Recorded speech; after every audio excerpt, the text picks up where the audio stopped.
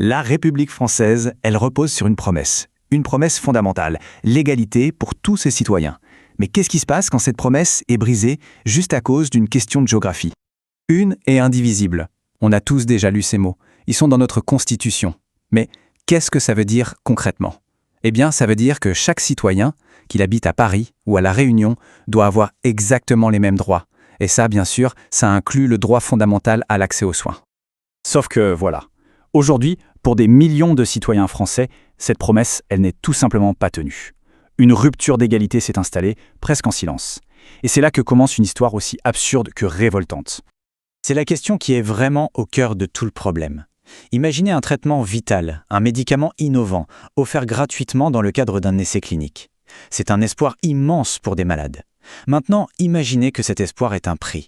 Un prix qui dépend uniquement de l'endroit où on vit. Eh bien, c'est ça la réalité pour les Français d'outre-mer. On parle ici d'une double peine, une sorte de santé à deux vitesses qui s'installe, où la distance géographique se transforme en une véritable inégalité médicale. L'innovation qui devrait être un droit pour tous devient un privilège pour certains. Le constat est d'une simplicité brutale. D'un côté, en métropole, un traitement innovant, un espoir de guérison est gratuit. De l'autre, à des milliers de kilomètres, à La Réunion, en Martinique ou en Guadeloupe, ce même traitement devient payant. Un même médicament, une même république, mais deux réalités complètement opposées. Alors on se demande, mais comment c'est possible? Comment un produit gratuit peut-il devenir payant? La réponse est à la fois simple et absurde, c'est une question administrative. Dès que ces médicaments gratuits arrivent dans un territoire d'outre-mer, ils sont considérés comme n'importe quelle autre marchandise et se retrouvent soumis à des taxes. En fait, il y a 3 grands obstacles financiers qui transforment ce cadeau en fardeau. D'abord, l'octroi de mer, une taxe locale. Ensuite, la TVA.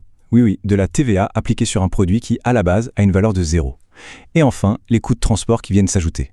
En gros, un acte de soin est transformé en simple opération commerciale. Mais derrière ces histoires de taxes, de budget et d'administration, il y a des vies humaines. Et c'est là qu'on mesure le véritable coût de cette situation. Un coût humain qui est tout simplement inacceptable. Parce qu'on ne parle pas de quelques euros, les surcoûts peuvent atteindre des centaines de milliers d'euros pour un seul essai. La conséquence, elle est aussi directe que dramatique. Face à des factures pareilles, de nombreux essais cliniques sont tout bonnement annulés en Outre-mer. La porte de l'innovation se ferme. Et toute cette tragédie, elle se résume dans cette phrase terrible.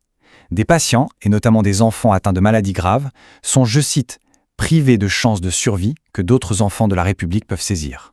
En clair, ils n'ont pas la même chance de vivre, juste à cause de leur code postal. Et ça, ce n'est pas acceptable. Ce n'est pas digne de la République. Il n'y a pas d'autre façon de le dire. Ce n'est pas un simple problème administratif. C'est une entorse directe à nos principes les plus fondamentaux. Alors face à ce constat qui est vraiment accablant, est-ce qu'on peut faire quelque chose? La réponse c'est oui. Il y a des solutions très concrètes. 5 mesures sont proposées pour mettre fin à cette injustice et enfin restaurer l'égalité. Le plan est simple, c'est du bon sens. Il faut garantir une gratuité réelle et totale. Ça passe par quoi? Exonération complète de l'octroi de mer et de la TVA. Logique. Prise en charge du transport par les labos qui financent l'essai.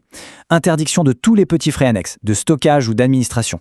Et enfin, un comité national pour surveiller que tout ça est bien appliqué. Au fond, toute cette histoire nous ramène à une idée simple, une idée essentielle.